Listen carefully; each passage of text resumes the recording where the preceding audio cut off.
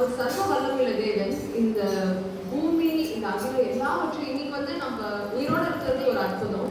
ஆனா நம்மளை சுத்தி வந்து நம்ம என்னைக்காவது யோசிச்சிருக்கோமா? டெய்லி சூரியன் உதிப்பதும் அஸ்தமிப்பதும் நம்ம கையில இல்லை. ஆனா ஆண்டவர் எல்லாவற்றையும் வந்து படைச்சாரு. அதை இன்னும் வந்து அவர் வந்து ஆளுகை செய்யறாரு. இவ்வளோ வல்லமையுள்ள தேவனுக்கு ஒரே ஒரு ஆசை தான் உண்டு. என்னன்னா நம்ம வந்து அவரோட ஒன்னா இருக்கணுங்கிறது தான் அவருடைய ஆசை. அவர் மனுஷனை ஆதியாகமத்தை படைக்கும் பொழுது ஆண்டவர் வந்து ஒரு நாளும் வந்து ஆதாமோட ஏவாளோட வந்து உறவாடுறாரு. பாவம் செஞ்ச பிறகு அந்த ஏதேன் தோட்டத்தை விட்டு வெளியே அனுப்பிடுறாரு. ஆனா இயேசு கிறிஸ்து மூலமா வந்து நம்மளுக்கு திருப்பி ஆண்டவரோட உறவாடுவதற்கு ஆண்டவர் வந்து ஒரு ஆப்பர்ச்சுனிட்டி கொடுக்குறாரு. அந்த ஆப்பர்ச்சுனிட்டியோட ஆண்டவர் நிறுத்தாங்க. அதுக்கப்புறம் பரிசுத்த ஆவியானவர் நமக்கு கொடுத்து அவர் என்ன சொல்றாருன்னா 2 கொரிந்தியர் 6:14 அவர் வந்து நம்ம வந்து தேவனுடைய ஆலயம், தேவன் நமக்குள் வாசம் செய்கிறார் அப்படின்னு சொல்றாரு. வெளிப்படுத்தின விசேஷத்துல 21ஆம் அதிகாரம் 3ஆம் வசனத்துல ஆண்டவர் மறுபடியும் வருவாரு. நம்ம வந்து அவரோட ஒன்னா இருக்கும். இப்போ வந்து அவர் பரலோகத்துல இருக்கிற நம்ம பூமியில இருக்கோம். ஆனா வரப்போற நாட்கள்ல ஆண்டவர் எல்லாவற்றையும் புதிதாக மாற்றும் பொழுது நம்ம அவரோட ஒன்னா இருக்கும். எப்படி ஏதேன் தோட்டத்துல ஆதாமோட ஏவாளோட டெய்லி வந்து அவர் உறவாடினாரோ அந்த மாதிரி நம்மளோட பிசிக்கலா ஒரு நாளும் வந்து ஆண்டவர் இருக்க போறாரு. ஸோ அப்படிப்பட்ட நாட்கள் வரதுக்கு முன்னாகவே வந்து நம்மளை வந்து நம்ம ஆயத்தப்படுத்திக்கிறது ரொம்ப நல்லது. ஏன்னா ஆண்டவரோட உறவாட போறோம், ஆண்டவரோட வாழ போறோம்னா அவர் விரும்புகிற பரிசுத்தம் வந்து நம்மளுக்குள்ள இருக்கணும். ஸோ இந்த கடைசி பாடலை பாடும்பொழுது நம்மளே வந்து தாழ்த்தி ஆண்டவருக்கு ஒப்பு கொடுத்து எங்க மத்தியில வந்து உலாவும் ஆண்டவரே, நீங்க மனிதர்களை படைப்பீங்க, எங்களோட வாசம் செய்ய வந்துக்கிறீங்க, எங்க மத்தியில வந்து உலாவுங்க, எங்களோட வாசம் செய்யுங்க அப்படின்னு சொல்லி இந்த பாடலை ஒரு ஜெபமா வந்து நல்லா பாடலாம்.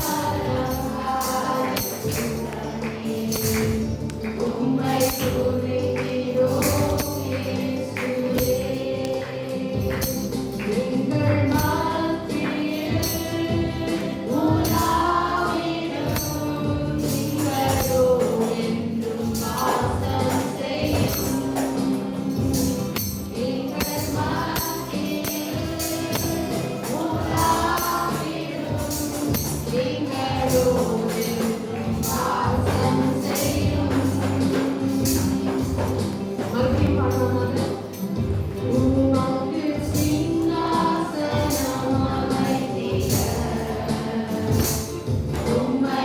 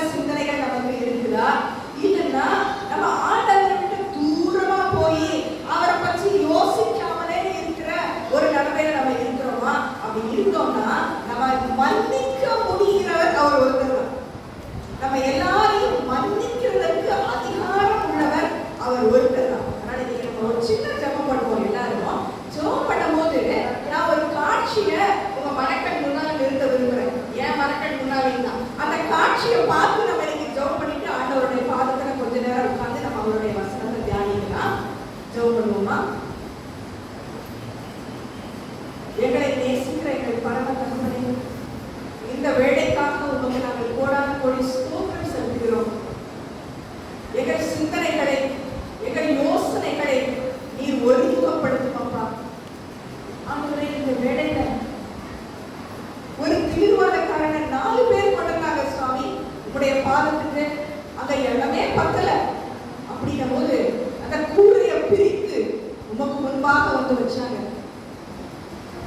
ஆனா நீங்க உடனே போ, எந்திரிச்சு போ, உன் படுக்கை விட்டு எந்திரிச்சு போன்னு சொன்னத தகப்பனே, உன் பாவம் உனக்கு மன்னிக்கப்பட்டது என்று நீங்க சொன்னீங்க.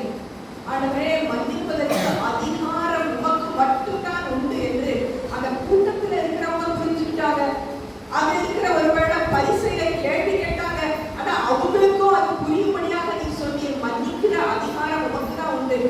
நீ மன்னிக்கும் பொழுது தகப்பனே, நாங்க உடனே படுக்கையை விட்டு நாங்க எழுந்து போக எங்களுடைய கிருபை தருகிறேன். இந்த கிருபையை எங்களுக்கு நீட்டாங்க. இயேசுவின் மூலம் ஜெபம் கேட்கிறாவே. நம்ம ஒருவேளை இப்ப மறந்து போன சில சிந்தனைகள், நினைவுகள் இருக்கலாம். தேவையில்லாத சிந்தனைகளை நம்ம ஆண்டவர் பாதத்துல இப்ப வச்சுட்டோம். இதுதானே மன்னிப்பு கேட்டோம். யாரெல்லாம் நம்ம மன்னிப்பு ஆண்டவர்கிட்ட இருந்து நம்ம ரிசீவ் பண்ணிட்டோம். பெற்றுக்கொண்டவர்கள் யார்? நம்ம மன்னிப்பை பெற்றுக்கொண்டோம் என்றால் நமக்கு இன்னைக்கு ஒரு முக்கியமான பொறுப்பை ஆண்டவர் கொடுக்க விரும்புகிறார். அவருடைய மேலான நினைவு, அந்த மேலான வழியில, உயர்ந்த வழியில உங்களை என்னையும் நடத்துகிற ஒரு பெரிய பாக்கியம். அந்த யோசனைக்குள்ளாக அவருடைய அந்த வழிக்குள்ள நீங்களும் நானும் முக்கியமா இன்னைக்கு அடி எடுத்து வைக்கிறோம். நம்ம சொந்த வழியில கூட நாள் போயிட்டு இருக்கலாம். ஆனா என்னோட உயர்ந்த வழிக்குள்ள நீ வா அப்படின்னு சொல்லி யாரு கூப்பிடுறாங்க?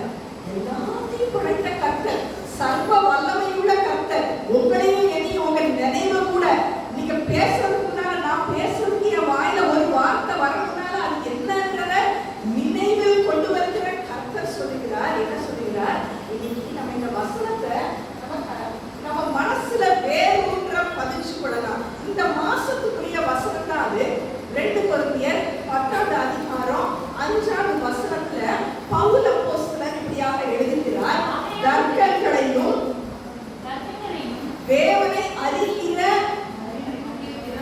அறிவுக்கு விரோதமாக எழும்புகிற எல்லா மேட்டிமைகளையும் நிர்மூலமாக்கி, எல்லா மேட்டிமைகளையும் நிர்மூலமாக்கி, எந்த எண்ணத்தையும் நம்ம என்ன செய்ய போறோம்? எந்த எண்ணத்தையும் கிறிஸ்துவுக்குள் கீழ்ப்படுத்தி சிறைப்படுத்துகிறவர்களாக இருக்க போறோம். ஒரு பெரிய பொறுப்பு இல்லை? எவ்வளவு பெரிய பொறுப்பு! உங்க கையிலையும் என் கையிலையும் இன்னைக்கு நம்ம நினைவுகள் எல்லாம், நம்ம பழைய யோசனைகள், பழைய வாழ்க்கையினுடைய ஓட்டம் எல்லாத்தையும் ஆண்டவரோட பாதத்துல இப்ப நம்ம வச்சிட்டோம். அதுக்குரிய மன்னிப்பு நம்ம கையில கிடைச்சிருச்சு. இந்த மன்னிப்போட ஆண்டவர் நின்றாம உங்களை என்னை பார்த்து என்ன சொல்றாரு? உனக்கு ஒரு மேலான பொறுப்பு. இந்த பொறுப்பு என்ன? தர்க்கங்களையும் தேவனை அறிகிற அறிவுக்கு விரோதமாக வருகிற எல்லா மேட்டிமைகளையும் தகர்த்து நிர்மூலமாக்குகிற ஒரு பெரிய ஆயுதத்தை உங்க கையில் என் கையில் கொடுக்குறாங்க. என்ன ஆயுதம் அப்படின்னு சொல்லி நம்ம யோசித்து பார்த்தோம்னா, பவுல் அப்போஸ்தலன் என்ன சொல்றாரு? சர்வாயுத வர்க்கத்தை நீங்க எடுத்து கொள்ளுங்க. அப்ப இது உலக பிரகாரமான ஒரு ஆயுதத்தால நம்ம அதை செஞ்சிட முடியாது. சர்வாயுத வர்க்கத்தை மட்டும் நம்ம போட்டு நிக்கிறவங்களாவும் நம்ம இருக்க முடியாது. சர்வாயுத வர்க்கம் நம்மளுக்கு என்ன தெரியும்? சொன்னா வரணும் நீங்க எல்லாரும் சொல்லிடுவீங்க. அப்படின்னா என்னெல்லாம் இருக்கு சர்வாயுத வர்க்கத்துல?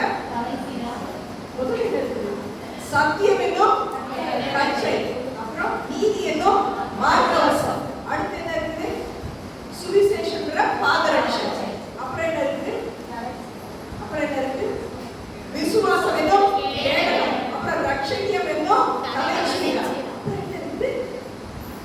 ஆவியின் பட்டயம் என்ற வசனம். இந்த வசனத்தோட இன்றைக்கு நம்ம ஜெபம் ஜெபம் ஜெபம். இதுதான் ஆவிக்குரிய போராட்டத்துக்கு உங்க கையிலையும் என் கையிலையும் இருக்கிற ஆயுதங்கள். ஆனா இந்த ஆயுதங்களை வச்சு நீங்களும் நானும் எப்படி போர் செய்யணும்ன்றத கர்த்தர் இன்னைக்கு நமக்கு கற்பிக்க விரும்புகிறார். இப்ப இந்த ஆயுதத்தை வச்சு நீங்களும் நானும் போர் செய்யணும்னா ஒரு சில யோசனை நம்ம மனசை விட்டு, ஒரு சில யோசனைய நம்ம வேரோட பிடுங்கி எறியணும்.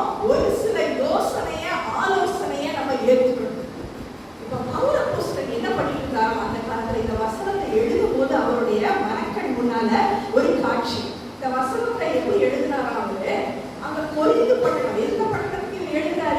கொரிந்து பட்டணம். இந்த கொரிந்து பட்டணத்துக்கு முன்னால ஒரு பெரிய மலை. யாருன்னா வந்து லீவ்ல ஒரு ஹில் ஸ்டேஷன் அது போகணும்னு ஆசையா இருக்குங்க, ஒரு குளிர் பிரதேசத்துக்கு. அப்ப இந்த மலை மாதிரி இருக்க ஒரு பகுதியை அவர் பார்க்கிறார். அந்த மலை பகுதியில என்ன இருக்கா, மேல ஒரு ஃபோர்ட். ஃபோர்ட்னா என்ன? ஒரு அரண்மனை மாதிரி, அப்படிதானே? ஃபோர்ட் இருக்குது. அந்த ஃபோர்ட்ல டவர், நிறைய கோபுரம், ஒரு பெரிய கோபுரம் இருக்கு, டவர் இருக்கு, ஒரு ஃபோர்ட் இருக்கு, ஒரு அரண்மனை மாதிரி ஒரு கோட்டை இருக்குது. அந்த கோட்டைக்குள்ள என்ன இருக்குது? ஒரு பெரிய டவர் இருக்குது. அந்த டவர்ல நிறைய பேர் என்ன பண்ணிருக்காங்க? உள்ள மாட்டிருக்காங்க, உள்ள இருக்காங்க. அது வந்து வெளியே வரவே முடியல. இந்த படத்தை அவர் வடக்கன் முன்னால பாக்குறாரு. அவருக்கு வெளியில உட்கார்ந்து இருக்கிறாரு. பௌரபோசனர் எழுதுறாரு, கடிதம் எழுதுறாரு. யாருக்கு? கொரிந்து பட்டணத்துல இருக்கிறவங்களுக்கு. அவர் என்ன எழுதுறாரு? இந்த கோட்டை மாதிரி அரணான ஒரு கோட்டை, அதை இடிச்சு கட்டவே முடியாம இருக்கிற ஒரு கோட்டைன்னு மற்றவங்க நினைக்கலாம். ஆனா இது எதற்கு அவர் ஒப்பிடுறாருன்னா, இந்த கோட்டை, இந்த டவர் உள்ள மாட்டி இருக்கிறவங்களெல்லாம் எதுக்கு அவர் ஒப்பிடுகிறார் என்றால், கர்த்தருடைய தேவனை அறிகிற அறிவுக்கு எதிரான வேற்றுமை. அப்படின்னா ஆண்டவருடைய சித்தத்திற்கு எதிரான யோசனை. அவருடைய ஊழிய பாதையில ஆண்டவருடைய சித்தத்திற்கு எதிரான நிறைய காரியங்கள் வந்துச்சு. அப்ப அவர் என்ன செய்யறாரு? ஆண்டவருடைய சித்தத்திற்கு, கர்த்தருடைய நோக்கத்திற்கு, ஆண்டவருடைய ராஜ்யத்திற்கு எதிராக வர்ற ஆலோசனையெல்லாம் என்ன பண்றாரு? சிறை பிடிக்கிறார். எப்படி? இந்த சர்வாயுதத்தை போட்டுட்டு வசனத்தை எடுத்துட்டு ஜெபம் பண்ணி அவர் என்ன பண்றாரு? இயேசுவின் கிறிஸ்துவுக்குள்ளாக இந்த மேட்டிமையான, வேண்டாத, தகாத அவருடைய ராஜ்யத்திற்கு, கர்த்தருடைய ராஜ்யத்திற்கு எதிரான யோசனையெல்லாம் யாருக்கு கீழ்ப்படுத்துறாரு? கிறிஸ்து. இதுதான் அந்த வசனத்துல அவர் எழுதுறாரு. தர்க்கங்களையும் மேட்டிமைகளையும் எண்ணங்கள்னா என்ன எண்ணங்கள்? கிறிஸ்துவுக்கு, அவருடைய ஊழியத்திற்கு, நோக்கத்திற்கு எதிரான எல்லா எண்ணத்தையும் என்ன பண்றாரு? கீழ்ப்படுத்தி யாருக்கடியில வந்து கொண்டார் வருகிறார்? இப்ப கிறிஸ்துவுக்குள் வருகிறார். அப்பதான் வெற்றி, அப்பதான் நம்ம வாழ்க்கையில ஜெயம்.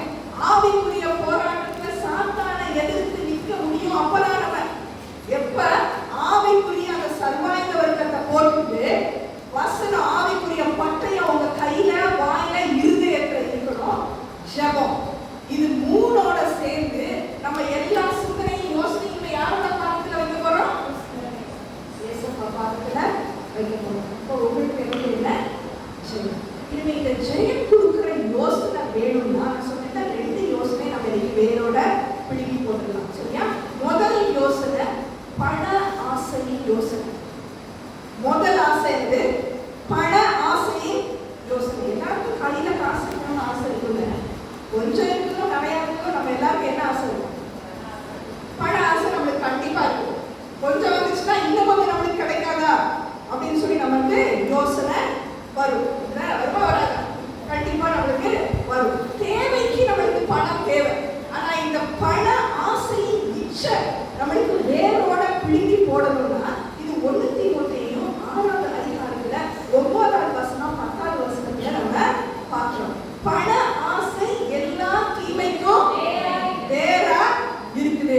9வது வசனத்துல யாராவது வாசிக்கிறீங்களா? ஏன் வந்து பண ஆசை எல்லா தீமைக்கும் வேறு நம்ம சொல்லி போட்டு பைபிள்ல வேற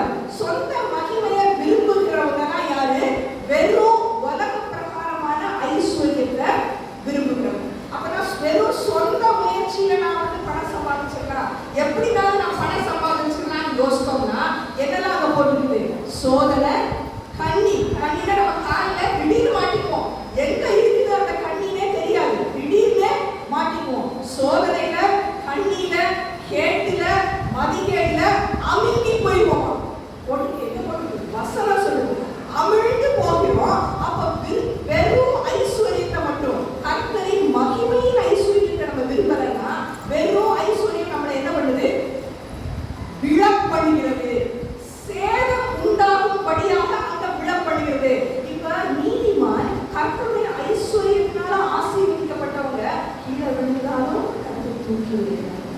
கீழே விழுந்தாலும் என்ன பண்ணுகிறார்? கர்த்தர் அவன் நடைய சிறப்படுத்துகிறார், ஸ்திரப்படுத்துகிறார். ஆனா இந்த வெறும் ஐஸ்வர்யத்தை உலக பிரகாரமான காரியங்களை மட்டும் நம்ம நம்பணும்னா கீழே விழுந்தா அங்க கண்டிப்பா என்ன நடக்குது? சேரும். அது மட்டும் இல்ல, அடுத்த வசனத்துல என்ன போட்டுருக்கு? விசுவாசத்தை விட்டு விலகி தங்களையே உருவ குத்தி கொள்வாங்களாம். அப்ப நம்மை நாமே குத்தி கொள்ளணும். யாராவது நம்மளே குத்தி ஆசைப்படுவோமா? நம்மை நாமே குத்தி வருத்தப்பட தேவையே இல்லை. ஆனா பண ஆசை தீமைக்கு வேறுனா நம்மை நாமே குத்தி கொள்கிறோம். அப்ப இந்த பண ஆசையின் விளைவை கர்த்தர் நமக்கு தெளிவுபடுத்துகிறார்.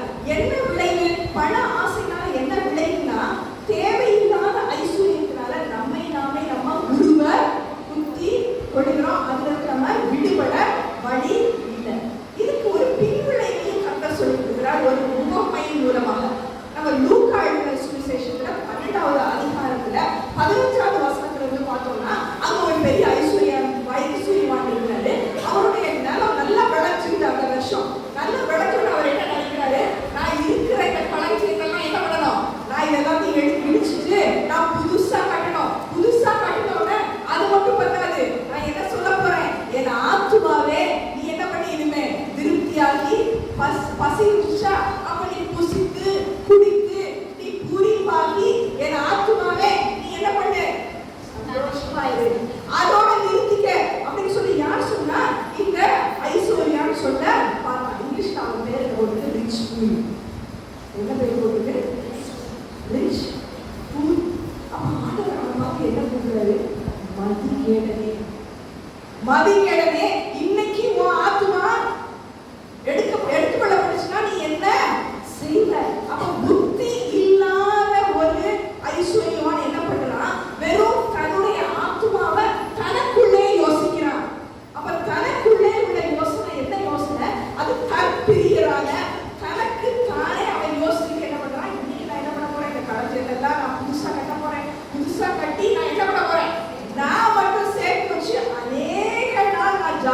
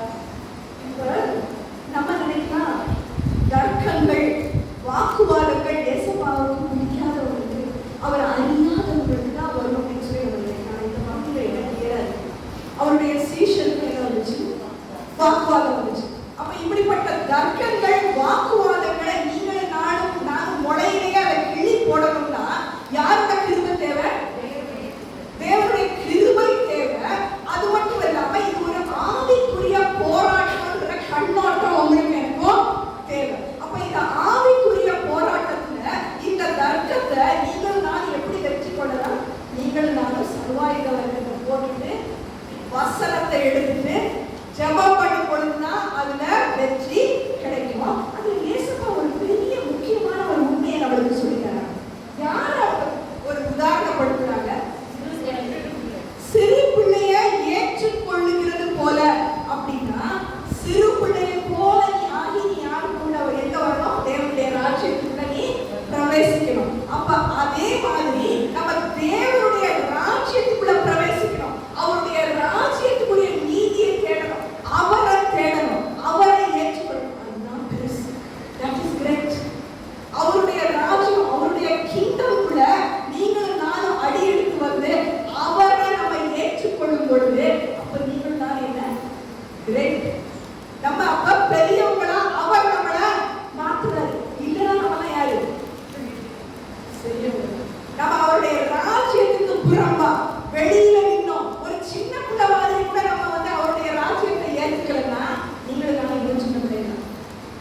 இன்னும் நம்ம அந்த அவருடைய ராஜ்யத்துக்குள்ளே நம்ம எடுத்து அடி எடுத்து வைக்கல. ஆனா அவருடைய ராஜ்யத்துல அவரை நம்ம ஏற்றுக்கொண்டா நம்ம அவரை அனுப்பினவருக்கு பிள்ளைகளாக மாறுகிறோம். பிதாவுக்கு நீங்களும் நானும் யாரு பிள்ளைகளா மாறுகிறோம். அப்ப பிள்ளைகளுக்கு என்ன கிடைக்குது, அவருடைய நாமத்தினால அதிகாரத்தை கொடுக்கிறார். யார் யாரெல்லாம் அவரை ஏற்றுக்கொள்கிறார்களோ அவருடைய பிள்ளைகளா மாறும்படி அவருக்கு அதிகாரத்தை கொடுக்கிறார். அவருடைய அதிகாரத்தை கொடுத்தோட நீங்கள் நாளை யாரா மாறுறோம், அவருடைய பிள்ளையா இருக்கிறது தான் கிரேட். யாரு பெரியவன் நீ நான் பார்க்கிறது பெரியவங்க கிடையாது. அப்ப நம்ம இன்னும் சின்ன பிள்ளையா இருக்கிறோம். ஆண்டவருடைய ராஜ்யத்துக்கு நம்ம அடியிருந்து வைக்கல. அப்ப தர்க்கங்களை நம்ம எப்படி எதிர்த்து உள்ள வரணும், ஒரு சின்ன பிள்ளை மாதிரி ஆண்டவரை முழுமையா விசுவாசிச்சு அவருடைய ராஜ்யத்துக்குள்ள ஆண்டவரை ஒரு சின்ன பிள்ளை மாதிரி நான் உங்களை நம்பி நான் வரேன் அப்படின்னு சொல்லி அவருடைய கரத்தை நம்ம பிடிக்கும் போது அவருடைய ராஜ்யத்தின் ரகசியங்களை உங்களுக்கு எனக்கு அவருக்கு பகிர்ந்து கொடுக்கிறார். அப்ப நீங்கள் நாங்கள் இருந்து அவருடைய பார்வையில், உலக பார்வையில இல்ல, கர்த்தருடைய பார்வையில நீங்கள் நானும் அவருடைய ராஜ்யத்தின் ரகசியங்களை பகிர்ந்து கொடுக்கிறவங்களை யாரா கூப்பிடுறாரு, என் சிநேகிதரே. ஆண்டவருடைய சிநேகிதரா நீங்கள் நானும் மாறணும். அப்ப தர்க்கங்களை நம்ம என்ன செஞ்சிடணும், விட்டுருக்கோம். நம்ம ஒரு பட சீஷனா இருக்கலாம், ஆனா வாக்குவாதம் தேவையில்லாத தர்க்கங்களை நம்ம என்ன செய்யணும், அடியோட ஆண்டவருடைய பாதத்துல விட்டுருக்கோம். அடுத்து என்ன நம்ம பார்த்தோம், மேட்டிமையான எண்ணங்கள். மேட்டிமையான எண்ணங்களுக்கு 3 உதாரணங்களை நான் சுருக்கமா சொல்றேன். காயினுடைய வழி, பிலேயாமினுடைய வழி, அடுத்து கோராவின் வழி. இது யூதா எழுதின பொதுவான நிருபம் 11வது வசனத்தை நம்ம பார்க்கலாம். காயின்னா யாரு, காயின் ஆபேலோட வழி என்ன, காயின் என்ன பண்ணா அவருடைய சகோதரன் செலுத்த அந்த ஆஃபரிங் அவன் கர்த்தருக்கு கொண்டு வந்த அந்த பலியை கர்த்தர் ஏற்றுக் கொண்டவன காயின் என்ன பண்ண ஆபேல கொண்டு போனான். அப்ப இந்த காயினோட வழி அந்த யோசனை ஒரு வழி நமக்கு இருக்கா? காயினுக்கு முதல்ல என்ன வந்துச்சு, பொறாமை வந்துச்சு. அப்புறம் என்ன வந்துச்சு, கோபம் வந்து, அப்புறம் அடக்க முடியாத கோபம் வந்து, அப்புறம் கொலை செஞ்சான். அப்ப இந்த யோசனை உங்களுக்கும் எனக்கும் இருக்கா? ஒருவேளை பொறாமையின் யோசனை, இந்த பொறாமையின் யோசனை ஒரு மேட்டிமையான யோசனை. பொறாமையின் யோசனையை இன்னைக்கு நம்ம இந்த இச்சையை நம்ம மனசுல இருந்து வேரோட என்ன செய்யணும், பிடிக்கி போடணும். அப்ப காயினோட வழி வேண்டாம். பிலேயாமுடைய வழி என்ன, அது கூலிக்காக அநீதியான வழி. நம்ம வாசிப்போமா, 2 பேதுரு 2:8 இருக்கு. 2 பேதுரு 2:8 என்ன இருக்குது, அநீதியான வழி, அது கூலிக்காக. அவன் கூலிக்காக என்ன பண்ணான், அந்த பிள்ளையா கர்த்தருடைய ஜனங்களை போய் சபிக்க போனான். அந்த வழியில அவனுக்கு என்ன கிடைச்சது, அந்த கடைசியில பிலேயாமின் வழி வந்து அங்க முடிஞ்சது, அங்க ஒரு மரணத்துல முடியுது. அந்த பிலேயாமுக்கு அங்க லைஃப் இல்ல, ஜீவன் அங்க கிடைக்கல பிலேயாமுக்கு. ஏன்னா அவன் அநீதியான ஒரு வழியில போனான். கடைசியில என்ன வழினா கோராவின் வழி. கோரா யாருன்னு தெரியுமா, கோராவின் வழி அவனுக்கு மோசேக்கும் ஆரோனுக்கும் எதிராக அவங்க வந்து எதிர்த்து நின்னாங்க. யாரும் நம்ம யோசிப்போம், நான் யாருக்கே நான்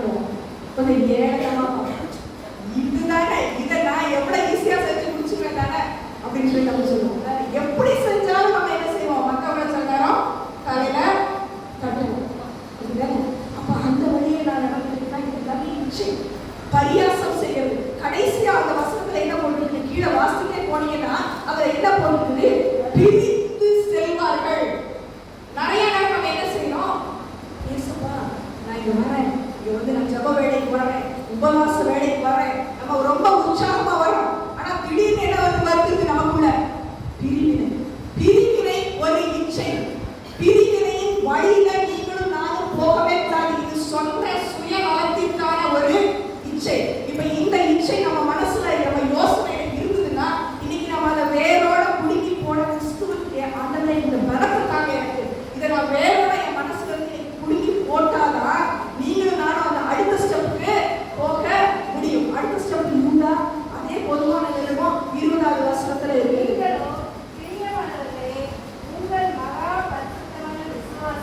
மகா பரிசுத்தமான விசுவாசம். வெறும் விசுவாசம் இல்லை, உங்கள் மகா பரிசுத்தமான விசுவாசம். உங்களை மேலும் பரிசுத்தம் பண்ணிக்கொள்ள இந்த கர்த்தர் உங்களை என்னையும் அழைக்கிறார்.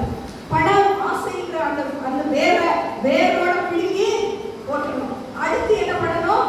சுயநல இச்சை அதை வேரோட பிடுங்கி போட்டணும். முறுமுறுப்பு இருக்கா, பிரிவினையின் ஆவி உங்களுக்குள்ள எனக்கு இருக்கா, அதை நம்ம வேரோட பிடுங்கி போட்டு ஆண்டவரே உங்க சிந்தை எனக்கு வேணும். உங்க சிந்தை கிறிஸ்துவின் சிந்தை என்ன? உங்களை என்னையும் மகா பரிசுத்தமான விசுவாசத்திலே பரிசுத்த ஆவிக்குள் ஜெபம் பண்ணுகிற ஒரு அனுபவம். பரிசுத்த ஆவியோடு மட்டும் இல்லை, அவருக்குள் நீங்கள் நானும் ஜெபம் பண்ணுகிற அந்த ஒரு அனுபவத்துக்கு இன்னைக்கு உங்களை என்னையும் கர்த்தர் அழைக்கிறார். இந்த அழைப்புக்கு நீங்கள் நானும் சரி கொடுத்தோம்னா கடைசியா நம்ம பார்ப்போம், கர்த்தருக்குள் கிறிஸ்துவுக்குள் தாவீதின் வேருக்குள் நீங்களும் நானும் வேரூன்றி நிற்கிறவங்களா இருக்க முடியும். தாவீதின் வேர்னா யாரு?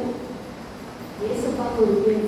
நான் தாவீதின் வேரும் சந்ததியும் பிரகாசமான விடிவெள்ளி நட்சத்திரமாய் இருக்கிறேன். எங்க போட்டுக்குது? வெளிப்படுத்தின விசேஷத்துல போட்டுக்குது. இப்ப இந்த தாவீதின் வேர், அந்த வேர் உங்களுக்குள்ள எனக்குள்ள அவர் வேர் விட்டுட்டாருன்னா என்ன வேர் நம்மளுக்குள்ள இருக்காங்க? கசப்புன்ற வேர் உங்களுக்குள்ள எனக்குள்ளயும் இருக்காங்க. இந்த கசப்புன்ற வேர் அது எப்படிப்பட்ட வேர்? அது எட்டியும் நஞ்சுமான வேர். தாவீதின் வேர் ஏசப்பாவுடைய அந்த அவருடைய யோசனை ஆலோசனை உங்களுக்குள்ள எனக்குள்ள தங்கி இருக்கும் பொழுது இந்த நஞ்சு எட்டி கசப்பான வேற இந்த பண ஆசைய இந்த சுய இச்சைய நம்ம வெளியில தூக்கி போட்டுற முடியும். அவரை விட்டு விலகுகிற இருதயம் யாருக்கு இருக்கா?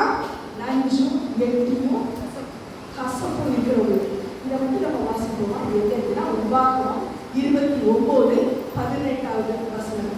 உபாகமம் 29:18.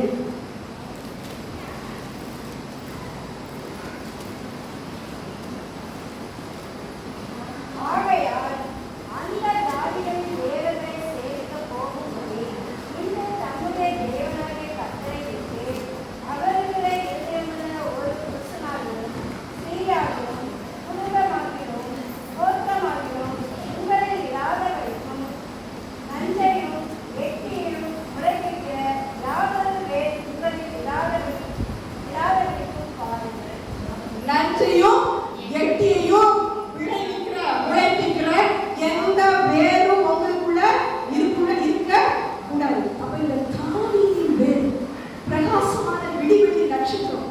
அவர் உங்க வாழ்க்கையிலும் என் வாழ்க்கையிலும் நம்ம யோசனைய, நம்ம சிந்தனைய, நம்ம எண்ணத்தை அவர் பிரகாசிப்பிக்கிறார்னா உங்களுக்கு எனக்கு ஒரு பெரிய பொறுப்பை கொடுக்குறார். அந்த கடைசி அந்த பொறுப்பை நம்ம பார்க்கலாம். அது என்ன பொறுப்புனா, நீங்களும் நானும் நம்ம சரீரத்தை அவருக்காக ஒடுக்கி அதை கிறிஸ்துவுக்கு கீழ்ப்படுத்தணும். கிறிஸ்துவுக்கு யோசனை. நம்ம சரீரத்தை ஜீவ பலியாக ஒப்பு கொடுக்கிறது மட்டும் பத்தாது, அனுதினமும் இந்த சரீரத்தை ஒடுக்கி அனுதினமும் அவருக்கு கீழ்ப்படுத்தி ஒப்பு கொடுக்கணும். அப்படின்னா என் ஆவி ஆத்மா சரீரம், என் யோசனை, என் விருப்பம், என் இஷ்டம், என் சித்தம் அப்படின்னு இல்லாம இனிமேல் எல்லாமே அவருடைய விருப்பம். அவர் விருப்பம் இருக்கிற விதமான என் செய்கை மாறுது. என் வாழ்க்கை ஓட்டம் இனிமே மாறும். என் வாழ்க்கை ஓட்டத்துல இனிமே எண்ணி எண்ணி எண்ணி நான் என்ன பண்ண போறேன்? துதிக்க போறேன். அவர் சென்ற நன்மைய நான் எண்ணி எண்ணி எண்ணி பாட போறேன், துதிக்க போறேன், மற்றவங்களுக்கு நான் சாட்சியா சொல்ல போறேன். ரொம்ப நாள் முன்னாடி நம்ம சங்கீதம் 137 யாராவது வாசித்தீங்கன்னா அங்க பார்க்கலாம் ஒரு அழகான ஒரு காட்சி.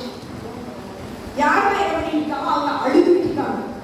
இது ஏன் அழகா இருக்குன்னு நான் யோசித்தேன்னா, அவங்க நினைச்சு நினைச்சு அழுதாங்களாம். நிறைய நேரம் நம்ம நினைச்சு அழுவோம்ல. எண்ணி எண்ணி நம்ம துதிக்க மாட்டோம். எண்ணி எண்ணி நம்ம துதிக்காம நினைச்சு பழச நம்ம நினைச்சு நம்ம அழுவோம். இவங்க என்ன பண்ணிட்டு இருக்காங்கன்னா, சிறை பிடித்து போகப்பட்டாங்க இந்த இஸ்ரவேல். அதனால அவங்க சீயோனை நினைச்சு அவங்க என்ன பண்ணாங்க, அழுதுட்டு இருந்தாங்க. அழுது மட்டும் இல்ல, அவங்க அலறி செடியில போய் அவங்க கிண்ணறத்தை எல்லாத்தையும் கொண்டு போய் தொங்க விட்டாங்க. அப்படின்னா கிண்ணறனா இன்னைக்கு நம்மளுக்கு ஒரு கீபோர்டு இருக்கு, கிட்டார் இருக்கு, வயலின் எல்லாமே இருக்கு. அவங்க என்ன செஞ்சாங்க, பாடல. அவங்கள பிடிச்சிட்டு போனவங்க என்ன கேட்டாங்கன்னா, எங்களுக்கு ஒரு பாட்டு பாடிங்க காட்டுங்க. இப்ப ஒருவேளை கற்றை அறியாதவங்களுக்கு, நம்ம பக்கத்து வீட்டுல இருக்கிறவங்க, இல்லைன்னா நம்ம குடும்பத்துல இருக்கிறவங்க, ஏன் உங்க ஏசப்பா பத்தி எனக்கு ஒரு பாட்டு பாடிக்காதா அப்படின்னு சொல்லி என்னைக்காவது கேட்டுட்டா நான் என்ன சொல்லுவோம், நிறைய எனக்கே டயர்டா இருக்கு, என்னை போய் நீ கேட்கிற, எனக்கு ஒரு எவ்வளவு வேலை இருக்கு, என்னை போய் நீ கேட்கிற, நான் தூங்குற நேரத்துல தான் இப்படி வந்து டிஸ்டர்ப் பண்றீங்களா, இப்படி போன் பண்றீங்களா அப்படின்னு சொல்லி நம்ம நிறைய நேரத்துல நம்ம யோசிச்சிருப்போம். ஆனா எண்ணி துதி செய்யணும், நினைச்சு அழ வேண்டாம். அலறி செடினா என்ன அர்த்தமா, அது பேர் வில்லோ பிளான்ட். யாருமே இந்த கிரிக்கெட் விளையாடுவான்னு தெரியல, ஆனா இந்த வில்லோ பிளான்ட்ல இருந்து அந்த கிரிக்கெட் பேட் செய்யுது.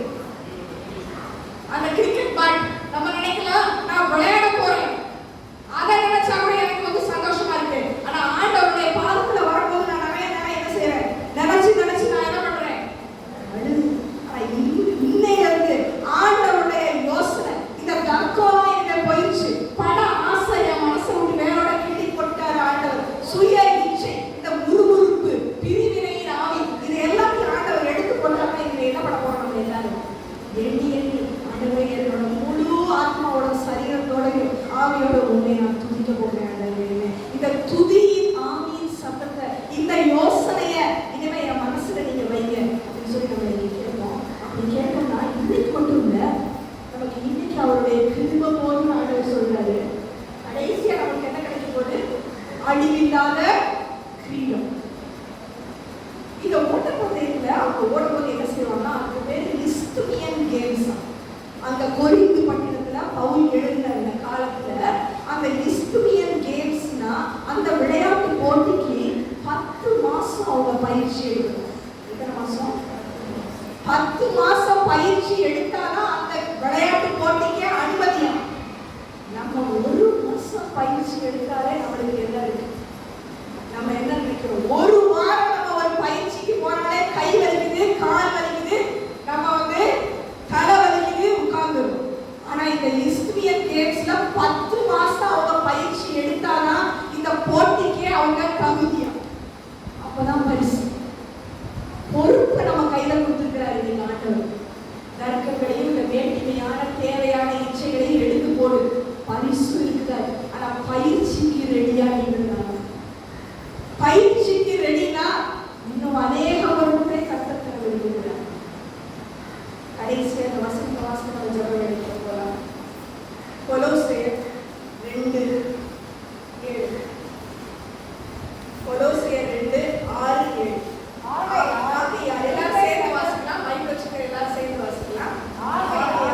நீங்கள் கர்த்தராகிய கிறிஸ்து இயேசுவை ஏற்றுக்கொண்டபடியே அவருக்குள் ஏற்பட்டவர்களாகவும் அவர் மேல் கட்டப்பட்டவர்களாகவும் அவருக்குள் நடந்து கொண்டு நீங்கள் போதிக்கப்பட்டபடியே விசுவாசத்திலே நிறுத்தப்பட்டு ஸ்தோத்திரத்தோட அதிலே பெருகுவீர்களாக.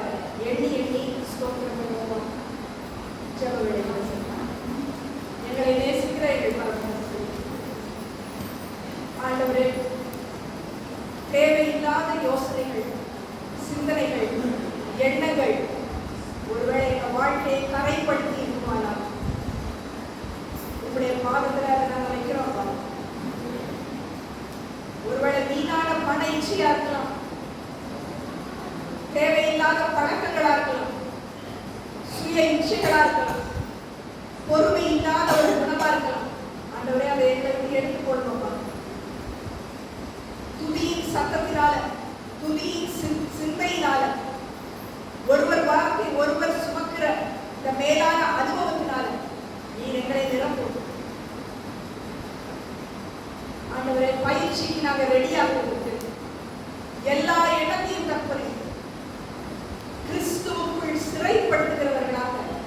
எங்களை மாற்றும்.